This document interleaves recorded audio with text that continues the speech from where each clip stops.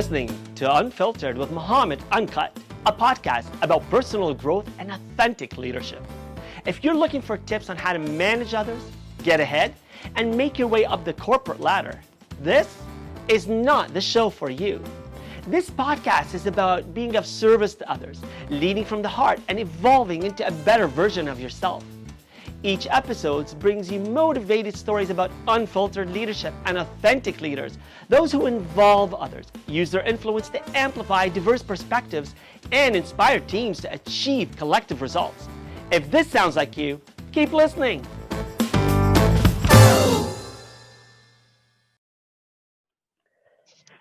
Hello and welcome to the Unfiltered Podcast, and a wonderful welcome to my unfiltered guest, Monica Kretschmer. Thank you for being my guest today. Well, thank you so much for having me, Mohammed. I know in the green room we were getting going. You're like, hang tight. Let's wait. Let's press record. So I'm ready to roll. Well, Monica, you gave it away because I think some of the best conversations I have are the ones before and after I hit record. But I know that I'm very intentional to make sure that the best conversations are the ones that we have live so that we can share with the listeners. And a bit about who Monica is. So with your permission, I'm just going to give a bit of background. And this bio isn't going to do you justice because I was reading up on you and the wonderful work that you're doing, but we're going to get into those things as we talk today. So, Monica, you're a force of nature with passion and an unwavering commitment, I can see just by talking to you today, to shift the definition of entrepreneurship. You've been called a trailblazer, and your own personal story of resilience gave birth to the Women of Inspiration Awards. You're the founder and CEO of Universal Women's Network, Women of Inspiration Awards, the Nest Foundation, SupportHER, MentorHER Mentorship Program, and the Women of Inspiration podcast. The Universal Women's Network is a global platform committed to gender equality by raising the bar to advance women in their network, workplace, and communities with strategically like-minded partners and organizations celebrating women across Canada who lead by example and inspire others to be more and do more. You're an unfiltered leader with heart. You've got energy. I love that. And you're my unfiltered guest for today. Welcome, Monica. Welcome. Well, thank you so much for having me. And I have to say, I think that you're probably falling under that support her category, the men that champion for women. So I'd be happy to jump in wherever you want to go. Well, you know what? I will share with you. I was just on a podcast earlier with Ryan Estes, and he's a keynote speaker, incredibly gifted young individual with so much energy out of Minneapolis. And we were talking about just that. One of my goals on this podcast is to feature men and women. I'm not, I don't discriminate because if I can get a guest who speaks from the heart, that's what I care about. But really, it's the Unfiltered Podcast is a podcast about transformational leadership. If we can't lead ourselves first, we can't lead others. If we can't transform into a better person, not just every single day, but every action that I'm about to take today, can I think about how can I do that better? What impact am I leaving on the world? What impact am I leaving with others? And at the end of the day, can I think about that impact and will it help me become better?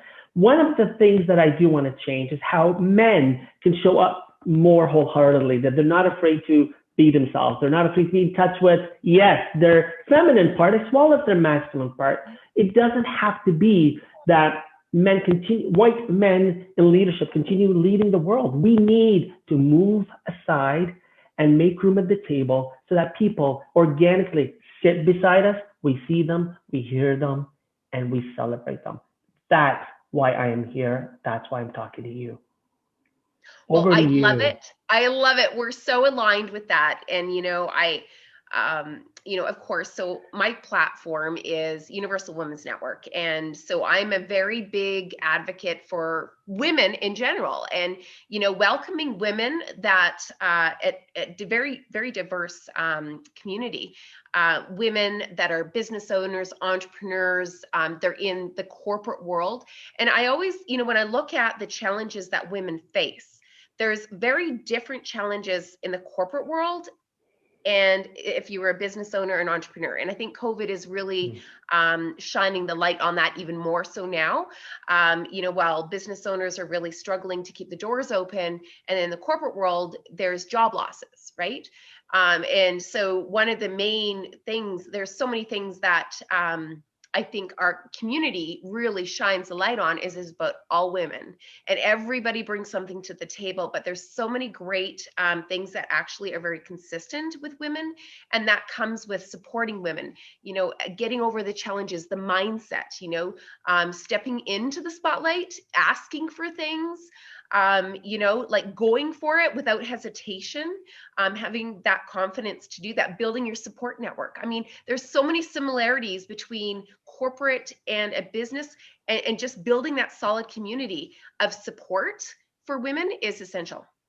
And Monica, I definitely want to go there. I want to give you an opportunity to share your story, because I think that's where your fountain of inspiration comes from.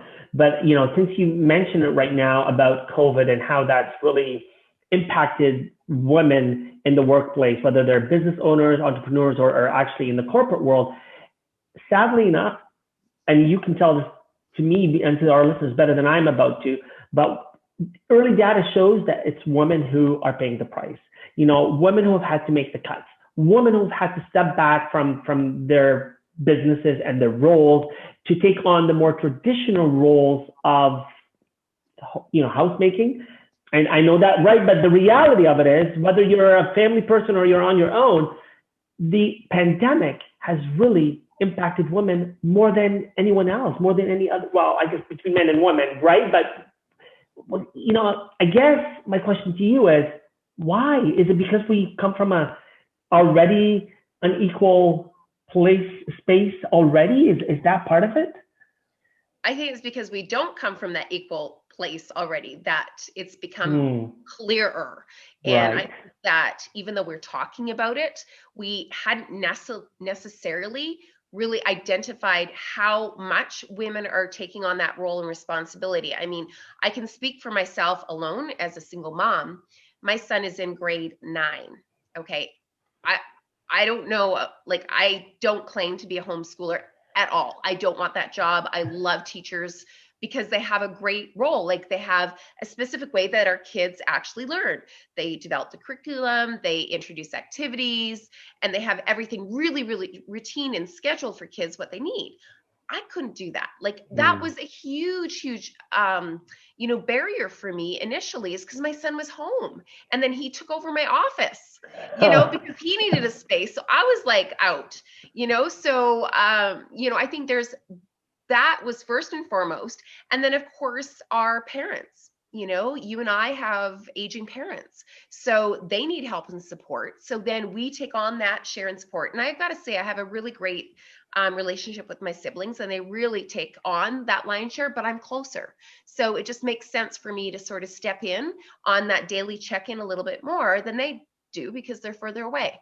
And I think that, really, in the roles of what women take on, I mean, you add the extra daily, especially during COVID, it's just like the meal planning, the keeping the house clean while also being on for all your meetings, right? Because life happens around you. And, I saw a couple really funny videos about where, this guy's like in his business suit and he's got his shirts down below because he's running around with the kids, and a little girl like runs in behind his conference call. I mean, but that was happening all over, it was just, that was the reality. But those are the things that, to have that mindset where you and I can focus on a conversation, we took that for granted. I mean, now with the other things, with the kids at home and work environments changing, it added a whole other layer of stress to women, because we're already juggling a lot. And then to add on, if you're in a corporate world and now you're managing teams and you have to figure out how to connect those teams, keep them engaged, make them feel that they're belonging, like daily check-ins, add that, add on in a business side where you have to figure out how to bring the revenue in, because all of a sudden your revenue streams completely turned upside down. And that was my case, because we have events and we have a whole bunch of things. So, it was really, we could actually talk a lot about this. And probably one of the reasons why I'm so passionate about it is about how we ended up pivoting during COVID, is that I pushed forward and I was like really, really determined to talk to companies about, what are you doing to support women? What are your diversity programs? I really want to learn about them. And what I noticed was that, well, everybody, I kind of visualized this whack-a-mole, It was like whack-a-mole, and it has been for 8 months of whack-a-mole, putting out the fires everywhere. I just saw that the emphasis was taken off women, and that it didn't sit right with me. So I'm like, nope, I'm going to keep talking about it. I'm going to keep talking about women of inspiration. I'm going to keep talking about how we can raise up women, celebrate them, inspire hope, and then look at the 8 months down the road, look at that year down the road, and visualize being there and making a plan for that. Because 8 months ago, 6 months ago, no one thought we were going to be saying in 3 months, in 6 months. And, we sit back now and think, oh, well, a vaccine or some sort of a solution is going to be in place by, in Canada, we say fall of 2021. So for people like you and I who don't really have any issues, maybe December, maybe January of 2022, right? And who in the right mind is embracing this sort of new normal? I hate that expression, by the way. Sorry, I was just very Trumpian right now. But who in their right mind is going to accept that that's what our reality is going to feel like? So do we put everything on hold, or do we continue moving forward with the things that we did before, and maybe even more pronounced, because I think now the stressors are greater. The opportunity to go silent is greater. For people who had a hard time showing up, if you're a woman in a corporate or a business environment and you tended to be introverted while a lot of louder men were around, guess what? Now it's even more difficult for you to show up and be present. So I think now we just have to be forthcoming and say, no, we're going to your point, work harder. But I want to know, where do you get this passion from? You talk about your personal story. Can you go there and let me know what has inspired you to want to lift other women up so magnanimously? Like, what has inspired you to want to be the one to shoulder that responsibility? So I always say that I believe that the businesses that you choose to do, you do them because there's a deeper purpose. And I haven't met one person that doesn't have a reason for making a pivot in their life, a transformation in their life, and actually stepping, I say jumping off the cliff, because you really do when you start a business. You're like, jump off the cliff. And don't know where you're landing. Without, right. And that's what I did. I mean, the opportunity came for me where I had what I call, it was a get out of jail card. That's what I call it. And, I had gone through what I call my 7-year journey, which was I was married, and I was married for 15 months. Okay. This is important. 15 months I was married. My life changed upside down, and I became a single mom overnight. I left a relationship that was not safe. And so I knew what the walls of the women's shelter looked like, right? I went into hiding twice. And, you think, wow, does that stuff really happen? Of course it happens. It happens every single day, but we don't see it because the people that are in it are silent. They don't ask for help. They're in it. They stick to their core group of people and nobody else knows about it. And so that, if you can believe it, wasn't the hardest part of my journey. The hardest part of my journey, Mohammed, was actually being served as my child is like 7 months old. I had one litigation, I think I told 14 different actions against me because I left a marriage. So the bullies now could use a court system where it's a haven for bullies. And if you got the cash, you can't fight it. You have to be there to defend yourself. So that journey really led me to 4,800 hours. Let's pause for that. 4,800 hours over 7 years. That's 2 years full time litigating. And 22 days of trial, and I was in the court, I was at every court appearance because my son was so important to me. And I managed to juggle all of that. Nobody knew. You had your son with you at the time? He wasn't in the courtroom, but But you were caring for him. He was in your custody. Yeah. Yes. So on top of being a full-time mom, you were full-time fighting. I would work through the night. I remember so many days when I had 3 hours of sleep, and then I'd get up and get him ready for school, take him to Montessori, come back, take him to the daycare, come back, not eat lunch, go after work, pick him up, come back home, parent him, and then go put him to bed, and then work through the night and do it over and over and over again because of all the litigation. And I had to do that. And I even had one woman, and this is where the story is really interesting, is I had one woman that said, I was asking for people for help, and all the other lawyers like, nah, I don't want any part of it. Nope. I see what you're headed for, and I don't want any part of it. So I had one woman that believed in me, and she took on my file, and literally, I swear, we both didn't know that it would end up being that long of a journey together. But she became the reason why I built Women of Inspiration Awards. And because nobody else believed in me that much. And she believed in me, she believed in the justice system, and she saw that I needed help and support. So she actually represented me for all that time. And so when I saw light at the end of the tunnel at the end of that 7 years, literally there was an 8-month, what they call a moratorium, where I couldn't be sued.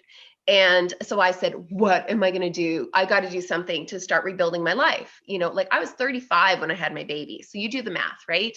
Like I'm now into my 40s, and I'm starting from fresh with a huge divorce debt, right? I'm like, I've been through hell and back. Let's start this and do something with meaning. So I decided that I wanted to build a women's network with a shared value system. Courage, confidence, commitment, and integrity. Those are the core values that I had, that I realized that I had going through all of that 7-year journey, that actually helped me kind of keep my head above water, kept me on that same road and actually getting through it.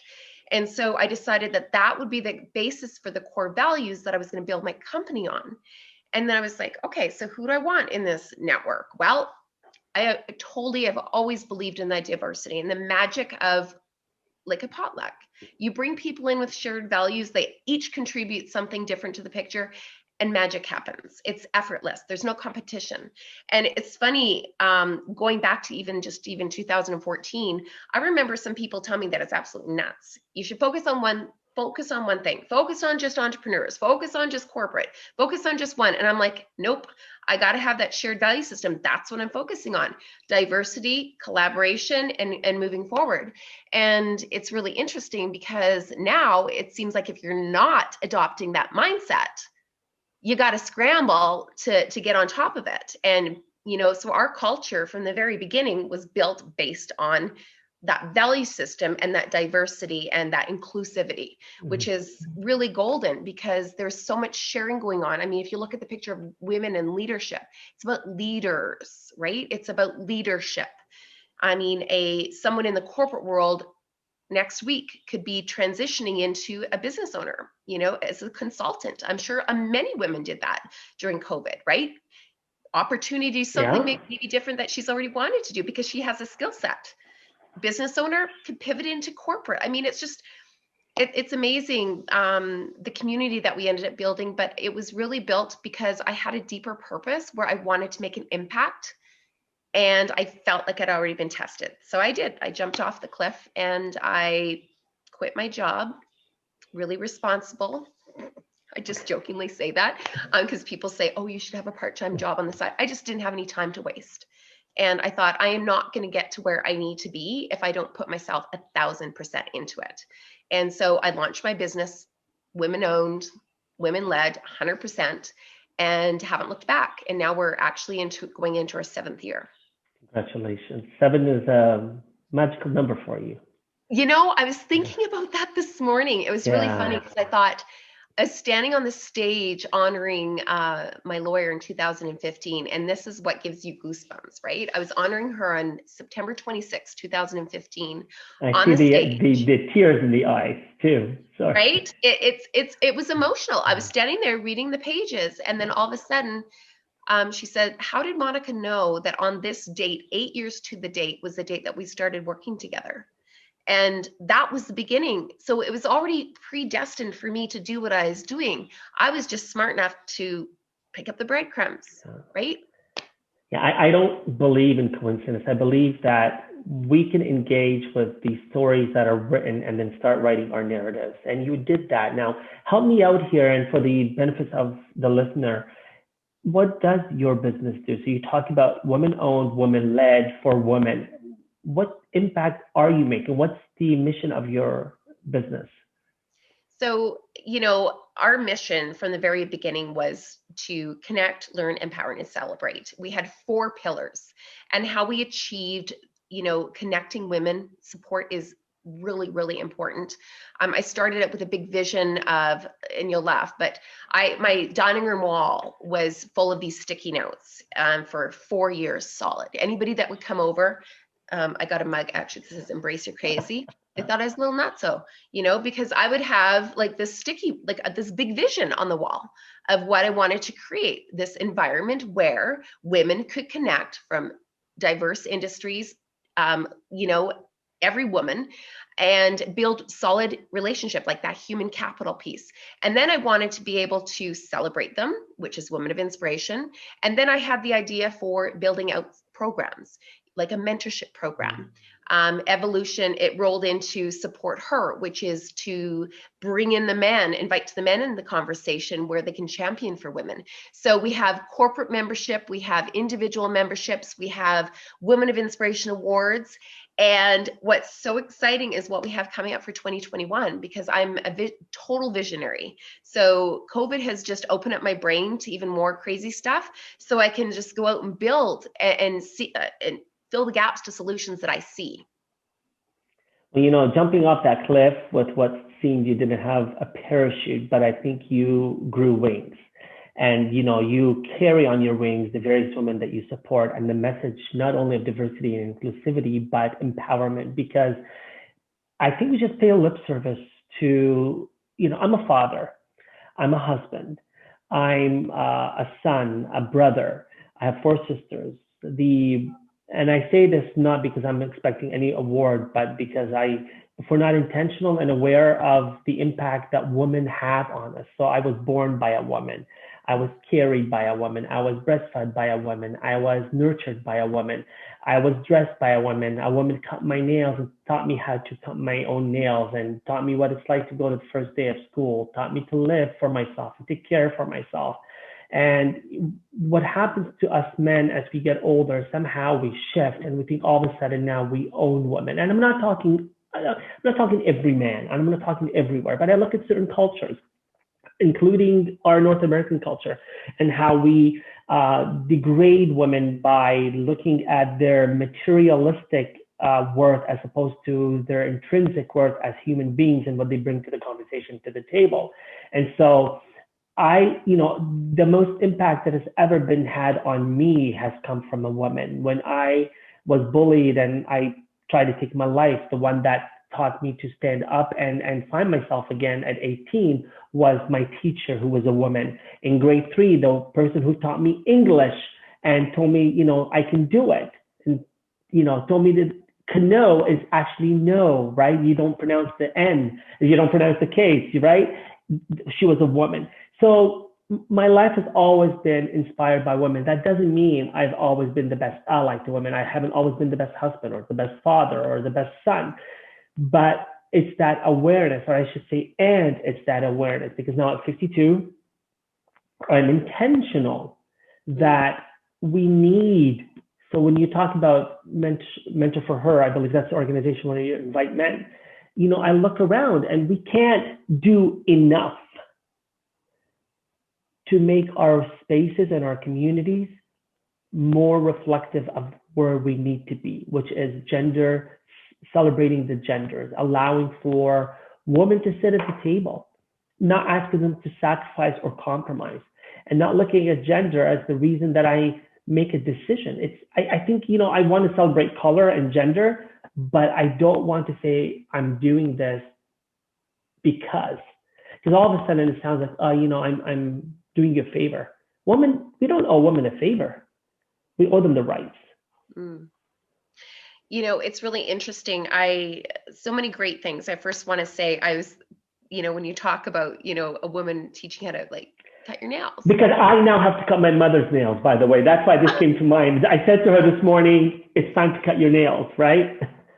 Well, it's so interesting. A little side story. When my son was 5, for Mother's Day, as my treat, he would take me for a pedicure. There you go.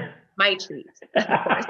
But I wanted him to experience as a young boy what it felt like to feel special in that way, you know, and take care of yourself. And I still have the video to share. And oh my God, it's the best video ever. He was sitting there and unleashing himself on how ticklish he was when somebody was playing with his feet and clipping his toenails. Anyways, he wanted to go for them weekly after that. I said a hard no until if you're not, if you know, until you don't learn, right? If you can pay for it. Yeah. But but that's just one small example where, you know, sometimes if, you know, I wanted him to realize at a young age, this is okay for men to do this. This is really great for men or women. It just feels good. It's about taking care of ourselves. And so there's so many examples where we see how women influence things in such a positive site. And I think it is about awareness. It's about talking about it. And I think that, you know, one of the easiest things that I always remind men, you know, geez, think about it in meetings, you know, think about your sister, think about your mom, think about that female person in your world, because I truly do believe that men don't, if they're a great champion at home, awareness, right? And they make the intention to make, you know, women, they're good at home with their spouses and good fathers and good role models there. I don't think they take that hat off going to the office. And I don't think the hat comes off going into the community, giving back or doing something really great. You wear it all the time. Where I think it stops is sometimes the organizations themselves don't have the tools to open up the opportunity for them to actually let that happen. And it's not a bad thing. It's just like, you know, I don't know if that's appropriate to say. And I mean, it's small tweaks, and it starts with a conversation about how to support. And right now I just had a great call yesterday with a corporate member, you know, that we're going to bring on board. And we had this conversation about the paralysis right now with all of these issues and the social issues that are coming up. People are like scared to say the wrong thing, so they're saying nothing. And that is a problem. You have to be okay to say the wrong thing, but people have to be aware that everybody's just trying to do their best, right? So if you could say the wrong thing, kudos. Let's see if we can reframe that for you, but thank you for speaking up, right? Anyways, there's so many things that we can talk about here, but I really, really want to say, I love the fact that you're putting intention to it and you're talking about it and you're encouraging other men to do that, because that's just the way it happens, is it's a start talking about it. It's a start. And, you know, I grew up thinking that it was wrong to be in touch with your, you know, femininity and because we're all half male and half female in our hearts, right? And I hope that we can be, right? And I don't mean gender here. I mean in that, you know, our emotional intelligence, we know that women are more emotionally intelligent. They're more in touch with their feelings and they celebrate those feelings. And then men, when it's changing, but not fast enough. Men, when they speak of feelings, other men may look at them like this, or even women might look at them like this. I know when, you know, in TV shows, it was not the in thing for men to be soft. And see, I use words like soft. I think it's brave for a man to be able to speak up and exhibit those qualities that may seem to belong to the female gender, and not to call them the weaker feelings. I think it's to celebrate that those feelings allow us to be stronger because we're recognizing them. So I think what you're doing in paving the way to lift women up and say enough, and let's, you know, think of how we can do it differently and better. And men need to come and say, how do we open the road? How do we work together? I want my children, just as you mentioned, when I can teach my child what it's like to celebrate a woman, he will be a good father. He will be a good husband. He will be a good brother. He'll be a good person at work. He'll be a good person in society. He'll be a good leader, a good politician, a good doctor, a good janitor, a good person, a good human being. And that is the essence of leadership. It's leading yourself so you can lead others. But let me come back to asking you, because what are these discussions that you're having with women? You know, you're sitting around, I'm sure, with women who have had struggles like you have. How do you lift them up? How do you, to these women who have suffered and been challenged and been pushed down, how do you help them rise? So I think what's important and we talk about leadership, and the importance of leadership is, I think it's being really honest and being really willing to do the work. I know in your little questionnaire, you're like, what kind of leader are you? I'm like, I'm definitely a servant leader. Like, there's no question, right? I'm like, I roll up my sleeves, I get in there, I try and be as patient as I can. I explain things, and sometimes I screw up, but I accept responsibility. And I think as a good leader, that's what you need to do, right? Is you're not perfect and you're continually growing, and leaders are continually growing. I think great leaders will always play tennis with a better tennis player, right? The better leader, to learn what makes them so great. So it's like inspiring them to be okay where they are and to know that they're doing the best that they can. And you know what? It's okay. Failure is actually a good thing because you learn from it. And then you can take that lesson and then move on and keep growing. And so, I've had many discussions. I'm going to talk about discussions of women that were going through the dark place that I went through. I had 3 or 4 of those calls come through to me during COVID, and I dropped everything and I just walked them through. And you know what it was? They wanted to be heard. They called me because they had heard about my story. And I'm like, yeah, let's talk about this right now, because it was the immediate when they need it. Because I know how hard it is to ask for help. And when you finally have the nerve to ask for help and somebody doesn't take you on, it's hard, right? Because you think, why are they? So I immediately took that call and I spent that time because, number one, I feel pretty darn honored that I can share my experience to help somebody. That makes that's huge for me. And I'm going to get teary because it is really hard. So I think asking for help is really hard. Being able to nip it in the butt, be able to provide your guidance, support, your knowledge immediately is great. And let them talk. Just let them talk. They just want to be heard. That's it. They can figure it out most of the time on their own, but they want reassurance and they want to be heard. You don't always have to have the answers, valued, right? seen, and heard. It's really that simple. Monica, we're going to make mistakes. And you mentioned earlier about people are afraid to say something because we're going to make these mistakes. So what can you say to people who are afraid to do anything? They become paralyzed. You talked about paralysis earlier. And so they become silenced because they're afraid to do anything in fear of, doing the wrong thing or saying the wrong thing. So what would you say to these people? Every single leader that you aspire or that you are inspired by, they've all failed miserably. Every single one of them. And the most honest ones are going to tell you, and they're going to say, that's what I learned from this, or this is how I pivoted, and I think that is it's relatability. That whole thing is about relatability. And if you can talk to them at that level where you're like, you and I are just the same. I'm just a little bit further on in my journey. And that person over there that I aspire to be, they're just further on in their journey. I think that's really the thing. It's that the relatability. We're all trying to do our best job. And you know what? I got to say, being paralyzed is not absolutely the worst thing either. I got to say that. You know why? Because, and this is something I go through, like a state of paralysis every year before the year starts. I'm like, oh my God, what's happening to me? I have it all figured out. But I go probably 300 miles an hour all the time. And for me, I learned that I needed to just slow down. And my body was like, if we can't find a way of stopping her dead in her tracks, she's going to burn out. So every year at a certain time, it's usually in December, right? I've gone really, really hard. And all of a sudden I'm like relaxing just slightly and it hits.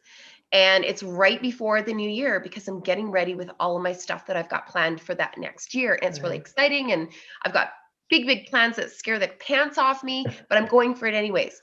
And that paralysis actually allows me to rest. I soak into it and then I move on because I know that it's not going to last forever. So I think when I talk to women that are stuck, I'm just like, give yourself a break, breathe into it. Maybe you've been working too hard. Maybe you should be just paralyzed for a little bit. Enjoy this stuck.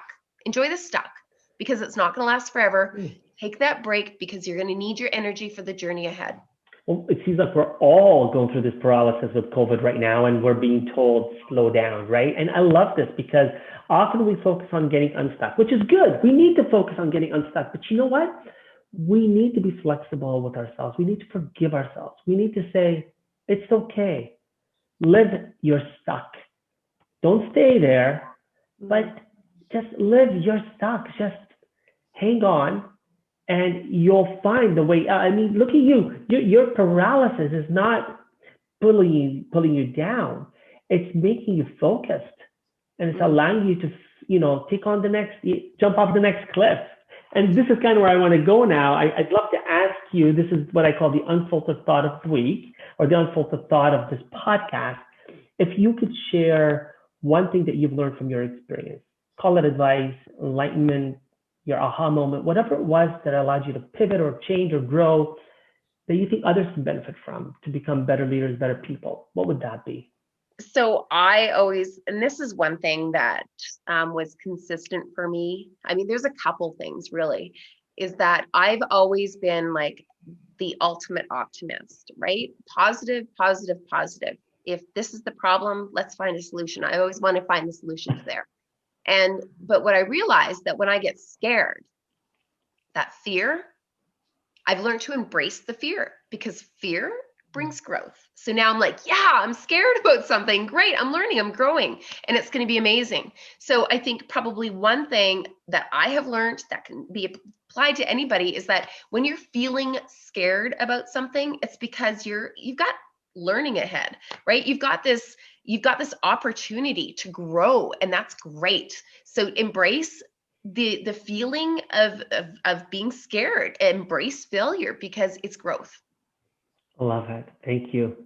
Thank you for being unfiltered with us this afternoon, for sharing your experiences, your expertise, your story, and the difference that you're making. I wish you the best. I salute you, applaud you, and I thank you. Thank you for the change you're making in this world and the impact you're having on other women and on all of us. Thank you for being my unfiltered guest today. Well, I appreciate it. And I'm really excited. I said to you in the green room, we are like days away from One of Inspiration. And this year we're pivoting to like this virtual event, which is super great. And, one thing, when we haven't been able to gather in person, we've been having these virtual community chats. And, it's been just so amazing to see the transformation that's happening in the relationships and that real support for women, that camaraderie that's being built with all of our nominees across Canada. So tune in for that and wait for our 2021 because we have a road show to 10 cities. No wonder you're saying that you're a little scared. So good for you. Oh yeah, it's big. Looking forward to it. I hope you're coming to London. Well, from Vancouver all the way to Halifax. Awesome. So it's going to be in the map. And so we'll be announcing that soon, but big. When we get back into the green room, you'll share with me more information about the upcoming event on November 14th. We'll make sure to if anyone's interested in learning more about what you're doing and how you're celebrating women, then we'll give them that information. So thank you. Yeah, and we actually open it up so you can nominate 365 days a year because there's so many great women to recognize, and really that lifts them up in the moment. Yeah. Awesome. Blessings. Thank you. Peace. Thank you for listening to Unfiltered, the show about authentic leadership and personal growth. Like what you heard? Click subscribe, share it, and tell a friend about it. And don't forget to leave a rating.